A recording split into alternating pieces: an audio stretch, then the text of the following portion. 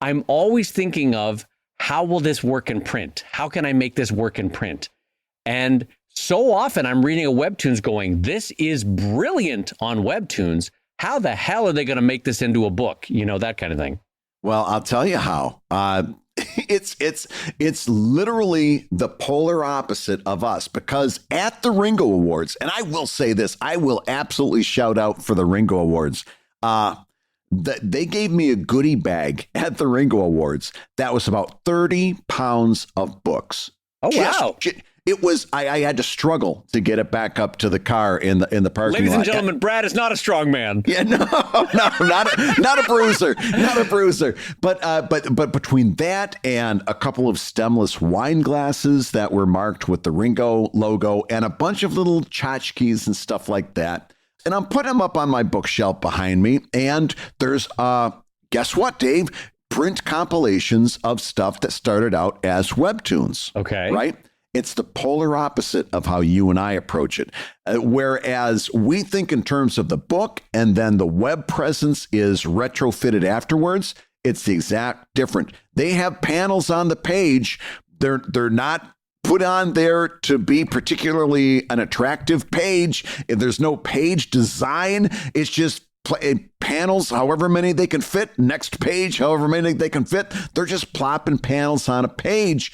And not for nothing, their audience seems to be perfectly happy with it. Yeah. I mean, yes, no, there's no argument. The Lore Olympus books, even though I think, like you, that they're kind of fudged together, especially the first 1 and 2. Mm-hmm. Your audience loves it and doesn't care, and is just happy that there's a Lore Olympus book. So you're right. However, having said that, you and I aren't poo-pooing it necessarily in the sense that I want them to succeed. Yes. In an ecosystem of comics, I want them to thrive. And I think if in a weird sort of way, our careers are made better by the fact that very, very different Webtoons exist that don't do what we do, you know? Yeah.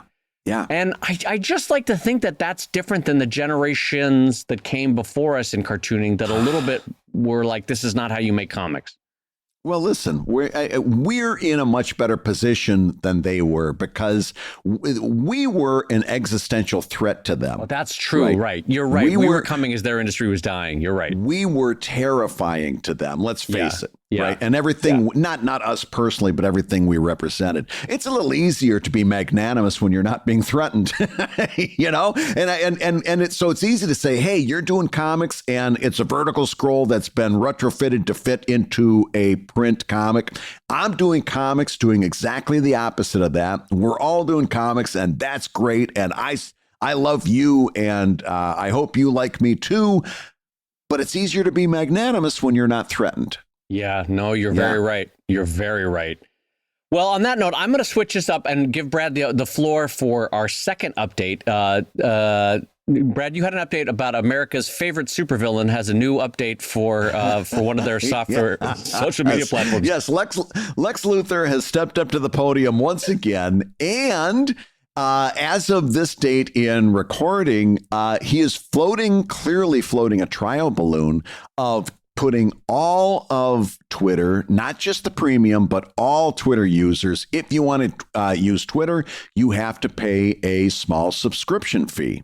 All right. So colloquially, putting Twitter behind the paywall, all users, if they want to use Twitter, would have to become subscribers. And of course has garnered exactly the response that you think it has. But even with that as a case, my question to you, Dave Kellett, is would you consider subscribing to Twitter? Elon Musk does make a fair point that it would go a long way, if not nearly all the way, to get rid of the bots and the players that are not in it for Twitter, right? It would take care of a lot of the bots and take care of a lot of the people who don't really want to be there, right? Or you know, they're drive-bys, right? Would you pay for Twitter if let's say, like right now, the premium is what, $8? So $4 a month, and I'm pulling that number out of the air. $4 a month. Would you pay for Twitter? Brad, I'm so glad you asked this question because I'm happy to report that I will be doubling down on Threads and Blue Sky and Instagram and leaving Twitter in the dust finally. I cannot tell you how strongly I would not pay for Twitter. I cannot tell you how strongly that reaction would be from you. Like, if there's a form of anti-dollar that would not, in terms of that would knock out dollars from existence, that's what would happen. I kind of can't believe that you're stomaching this idea of paying for Twitter, because to me, honest to God, at this point, if you said, what 20 steps could Musk have taken to slowly kill Twitter until it was dead in the water, this would be near the top of the final steps in my list that I would have made, which is to kill Twitter. Even if it was $2 a month, it gets rid of the free and open exchange of ideas. It gets rid of the platform's approachability, friendliness. That, I mean, it hasn't been friendly in years, but no, I would not pay for this. It hasn't been friendly in years. You have the mistaken idea that this would get rid of bots. Are you telling me that the Russian FSB or the Chinese state services or even mega corporations with their millions of dollars in ad budgets wouldn't pay for botnets? It would chop the number significantly down. Yeah. Significantly. Because right now, Twitter is awash with people that you know aren't people. You know, you get a nasty comment from someone, you go to their profile and you see that it's all retweets. Exactly. And it's a sea of just bile. And you know that this is not a person. This is is a bot, or this is what do you call that? An unfair player, somebody who's clearly just somebody that is a Russian troll farm or something like this, right?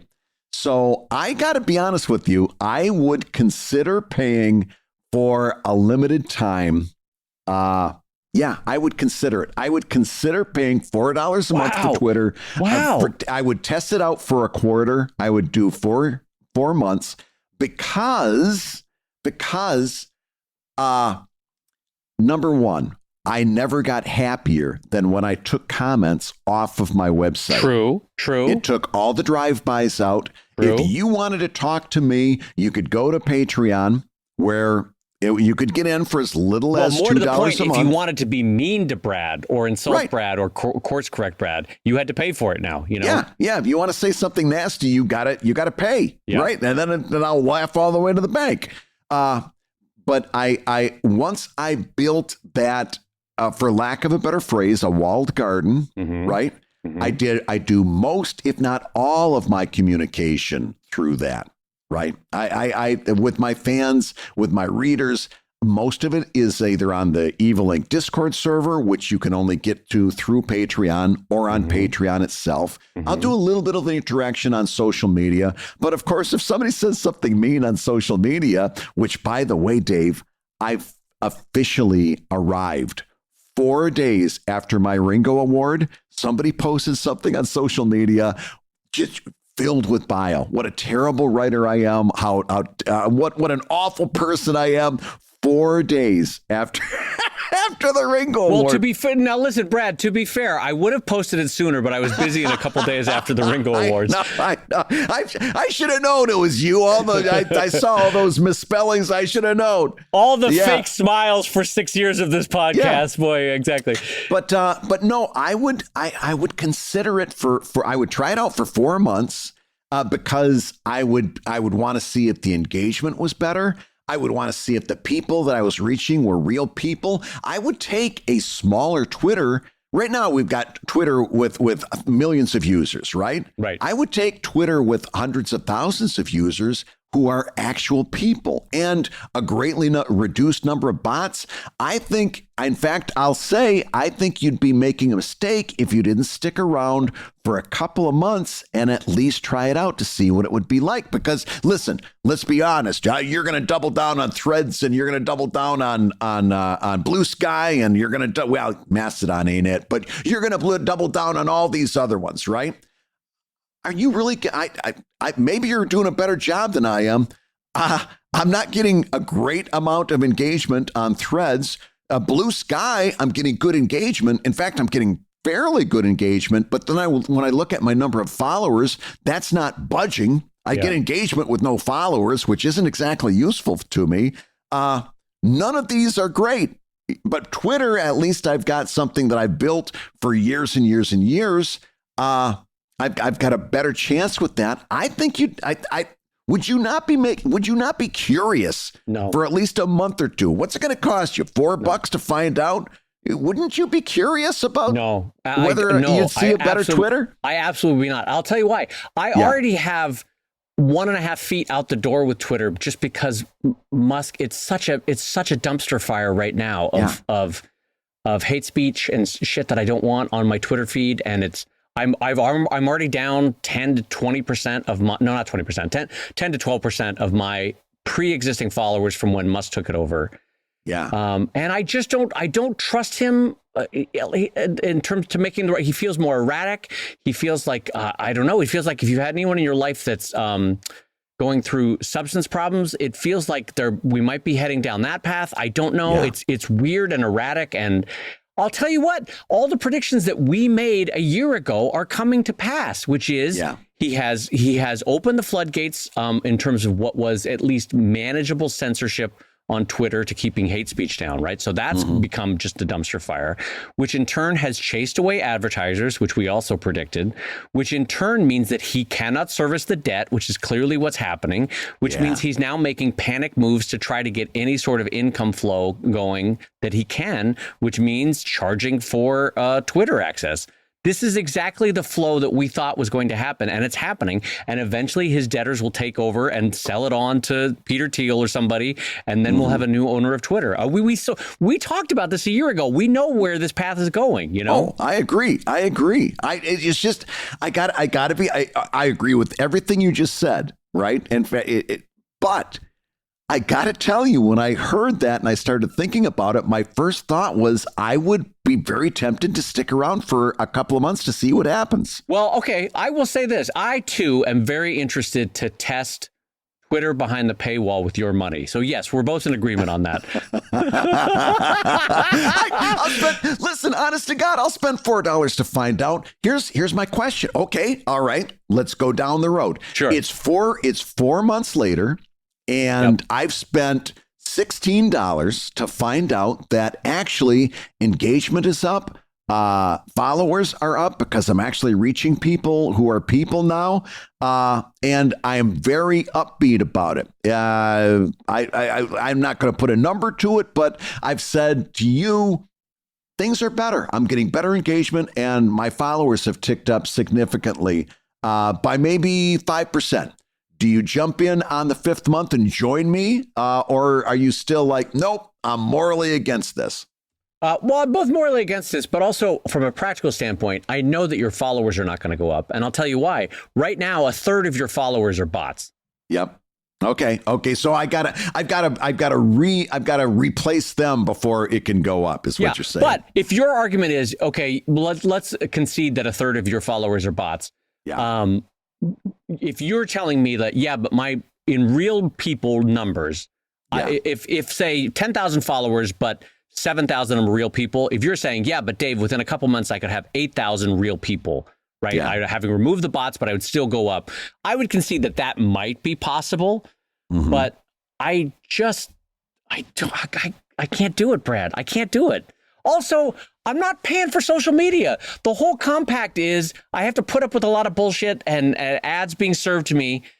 I'm not paying for ads to be served to me and the algorithm to if you're saying that in a paid for Twitter, I could have a natural feed without an algorithm telling me what I was going to get and I wasn't going to get ads, then maybe I would consider it. But that's not going to happen. He's desperate for every dollar he can get at this point.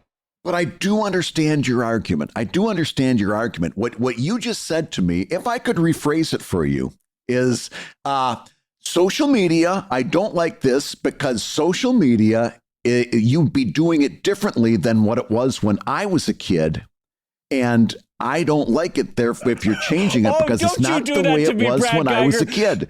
Isn't that what you just said? No, yes, no. Yes. No, you said we've never paid for social media in the past. Well, okay, but now maybe we are. Is just the fact that it wasn't the way it was when you were a kid, does that make it bad? Well, hold on. This is different because in this scenario with the NCS, it's not like Dr. Doom has taken over the NCS.